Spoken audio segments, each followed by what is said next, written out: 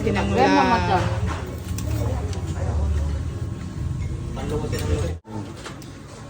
Kano yung ganyan? Yung ganyan kadamit eh. Bali, apat na Apat na order yan. Isang piraso, 90 po. Okay. Dami pala. Opo, ma'am.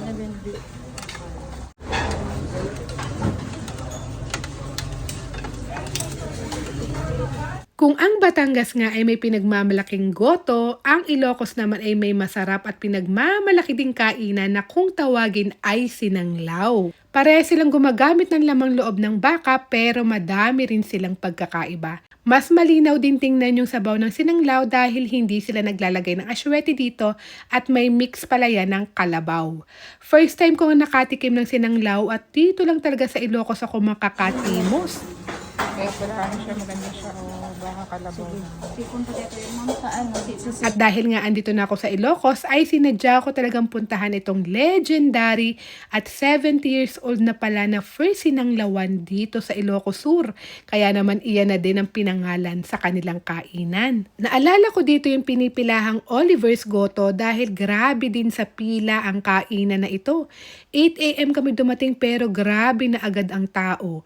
Kahapon pa sana ako kakain dito kaso maaga pala sila nagsasara hanggang alas 2 lang ng hapon o minsan mas maaga pa. Ganun kalakas at dinarayo ang kainan nila dito. Hindi lang yon, sa presyong 90 pesos lang ay anli pa ang sabaw at pwede mo nang piliin kung ano ang gusto mong ipalagay sa iyong sinanglaw. Tulad ng repilya, lasag, lapaya, laman loob at kung ano-ano pa.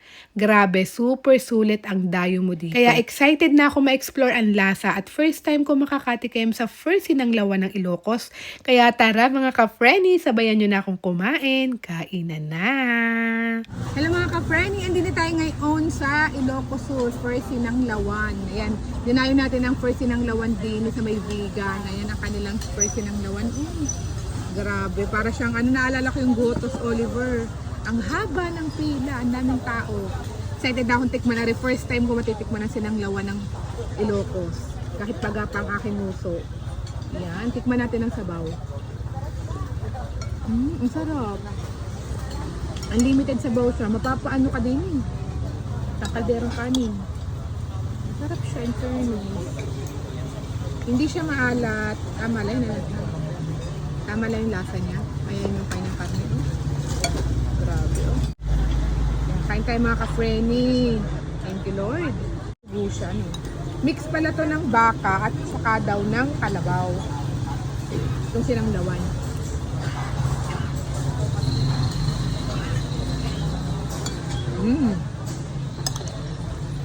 So,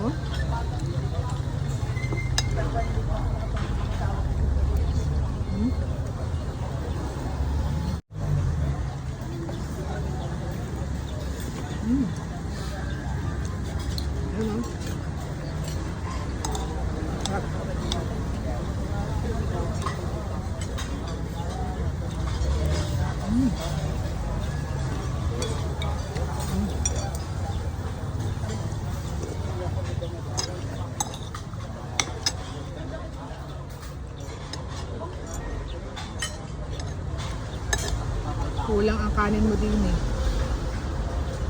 Sarap. Mapapa-extra rice.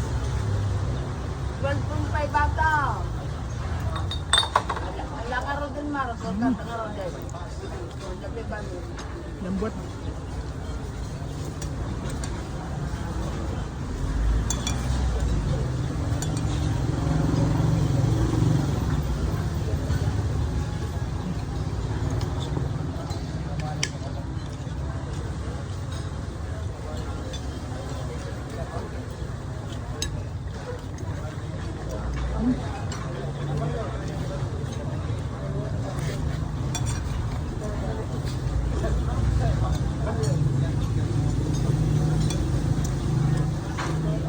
Hindi sabaw to, pwede ka magdagdag pa. Ito mo sabaw.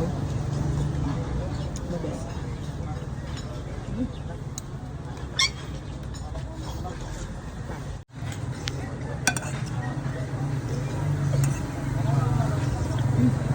Lambot. Lambot ang baka.